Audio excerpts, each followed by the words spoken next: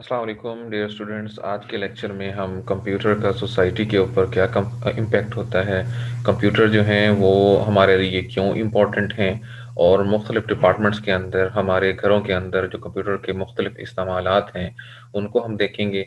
उसके बाद जो है कंप्यूटर सिस्टम के कितने पार्ट्स होते हैं और इंफॉर्मेशन प्रोसेसिंग वो क्या होता है। सबसे पहले देखेंगे कि कंप्यूटर जो है उसका हमारी सोसाइटी के ऊपर क्या इम्पेक्ट है।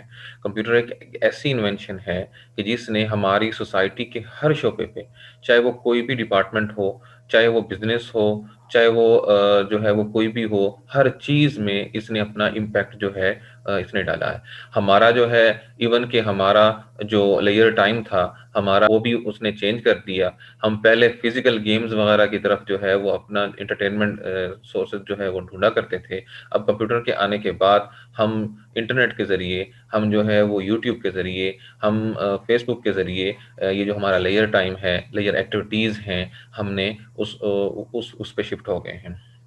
कंप्यूटर हमारे लिए इम्पोर्टेंट है इसलिए क्योंकि हमें यूज़र्स को जो इंफॉर्मेशन चाहिए होती है। मैं पहले बता चुका हूँ कि इंफॉर्मेशन जो होती है वो process form of raw facts and figures होती है।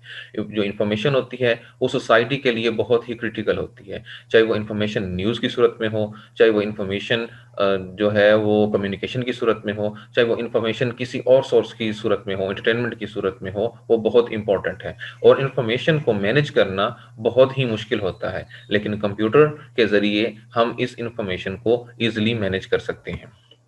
अब आप देखते हैं कि घरों के अंदर हमारे जो कंप्यूटर्स हैं, उनके ऊपर हम क्या-क्या काम कर सकते हैं।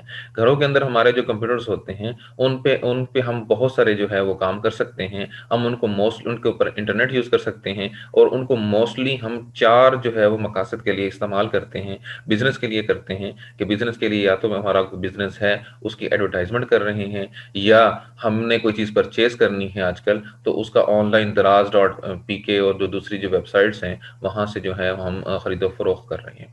एंटरटेनमेंट के तौर पे हम उसको इस्तेमाल करते हैं कि यूट्यूब, फेसबुक वगैरह पे हमने कोई मूवी वगैरह देखनी है, हमने जो है वो कमेंट्स लोगों के साथ जो है वो कम्युनिकेट करना है, हमने जो है वो गेमें वगैरह खेलनी है, ये सारा जो है वो एंटरटेनमेंट में आ जाएगा। कम्युनिकेशन में व्हाट्सएप और मैसेंजर्स वगैरह जो हैं जिनके ज़रिए हम लोगों के साथ कम्युनिकेट करें, चाहे हमारी पर्सनल कम्युनिकेशन हो, चाहे हम जो है वो चैट रूम के अंदर पब्लिक कम्युनिकेशन कर रहे हों, ये भी एक सही मकसद है। एजुकेशन पर्पज़ के लिए भी हम कंप्यूटर घरों में इस्तेमाल करते हैं।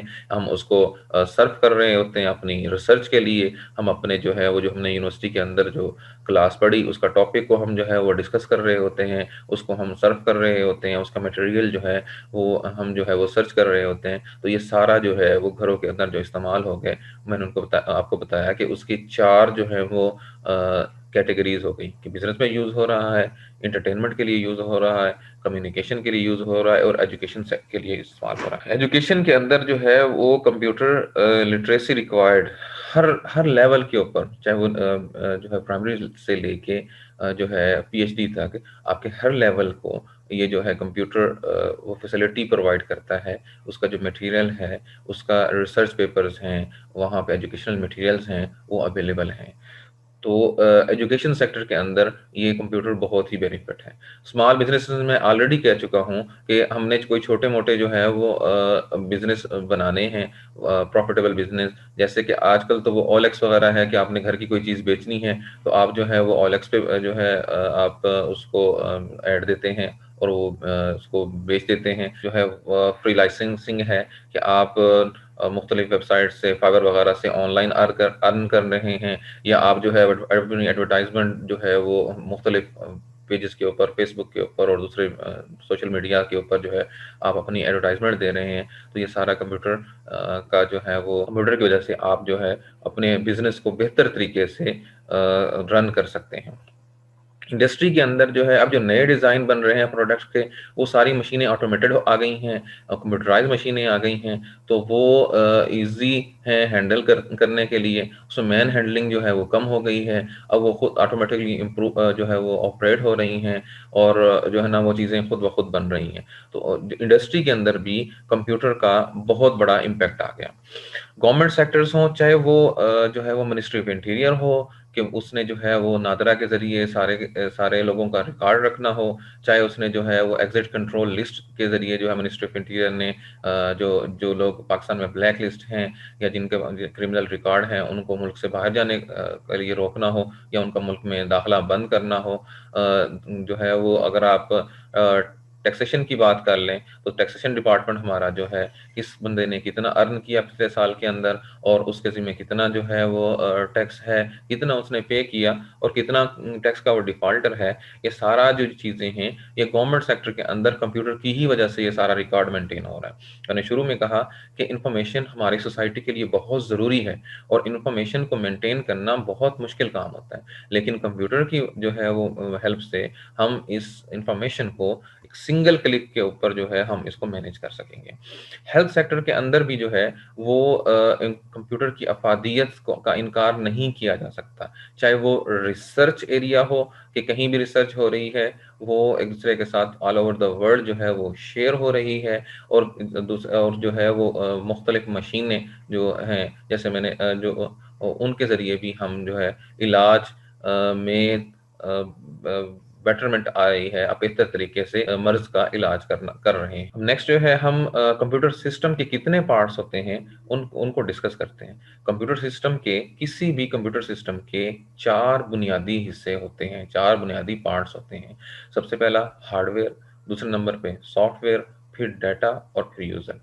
हार्डवेयर जो होते हैं, आम तौर पे हम ये कहेंगे वो जो टचेबल पार्ट्स होते हैं कंप्यूटर के, उनको हम हार्डवेयर कहते हैं।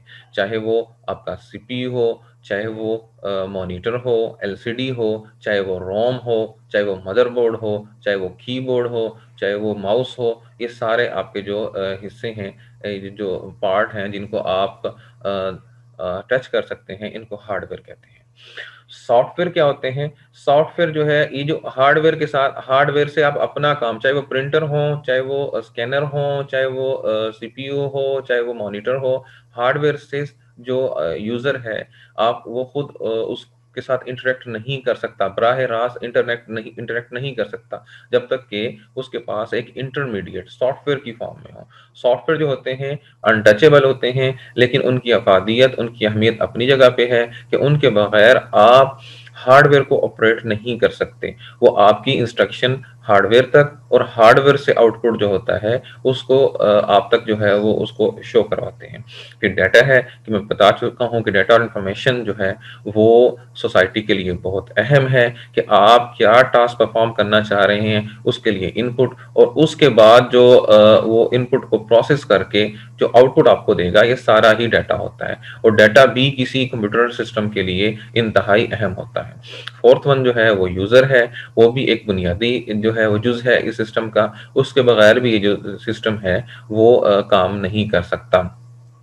यूज़र जो है वो इंस्ट्रक्शन देता है कंप्यूटर हार्डवेयर को सॉफ्टवेयर के ज़रिए कि क्या जो है वो काम करना है, उसके लिए जो इनपुट होगी वो कंप्यूटर प्रोवाइड करेगा और उसके बाद जो है प्रोसेस करके जो आउटपुट होगी वो उसको हार्डवेयर सॉफ्टवेयर के ज़रिए जो है उसको जो है वो कंप्यूटर पे डिस्प्ले हो जाएगी। उसके बाद जो है इंफॉर्मेशन प्रोसेसिंग साइकिल की बात कर लेते हैं। इंफॉर्मेशन प्रोसेसिंग साइकिल में 4 स्टेप्स होते हैं।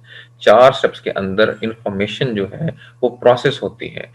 सबसे पहला जो स्टेप होता है वो इनपुट होता है, दूसरा जो होता है स्टेप होता है वो प्रोसेसिंग होता है, थर्ड वन जो है होता है वो आउटपुट होता है और फोर्थ वन जो है वो स्टोरेज होती है। इनपुट क्या होता है कि आप जो चीज भेजना चाह रहे हैं, आपने कोई चीज प्रोसेस करनी है, तो आप जो कंप्यूटर को इंस्ट्रक्शंस दे रहे हैं वो आपकी इनपुट है और उसके ऊपर जो कंप्यूटर उसको प्रोसेस कर रहा है, उसको कन्वर्ट कर रहा है आपके जो है वो आपके डाटा को इंफॉर्मेशन के अंदर, वो जो प्रोसेस है उसको प्रोसेसिंग कहते हैं और उसके बाद जो आपकी मतलूबा इंफॉर्मेशन है, आपका जो मकसूद गोल था, वो आपका आउटपुट हो गया और स्टोरेज जो है कि वो आपका जो आउटपुट है वो स्टोर हो जाएगा। मिसाल हम लेते हैं कि हमने जो है वो एक मैसेज भेजना है व्हाट्सएप के ज़रिए।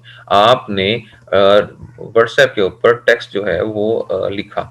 टेक्स्ट आपका जो है वो इनपुट है। क्योंकि आप अपने फ्रेंड को ये मैसेज भेजना चाह रहे हैं। अब जो आपका व्हाट्सएप है, वो इस टेक्स्ट को कन्वर्ट कर देगा डिजिट्स के अंदर, सिग्नल्स के अंदर, डिजिटल सिग्नल्स के अंदर कन्वर्ट कर देगा और उसको जो है अपने मोबाइल आप यूज़ कर रहे हैं, तो आपका जो वो करीब ट्विन टावर है, उस तक पहुँचाएगा और फिर वहाँ से उसको राउट मिलेगा कि उसने मतलूबा किस नंबर के ऊपर, किस नेटवर्क के ऊपर उसने जाना है। तो उस जो आपका जो जिसको आप भेजना चाह रहे हैं, उसके करीब तरीन जो आपका वो टावर होगा, वो मैसेज सिग्नल्स के ज़रिए वहाँ तक पहुँचाएगा और उसके बाद वो टावर जो है, आपकी डेस्टिनेशन जिस तक आपने वो मैसेज भेजना है, उसके मोबाइल तक वो सिग्नल्स पहुँचाएगा।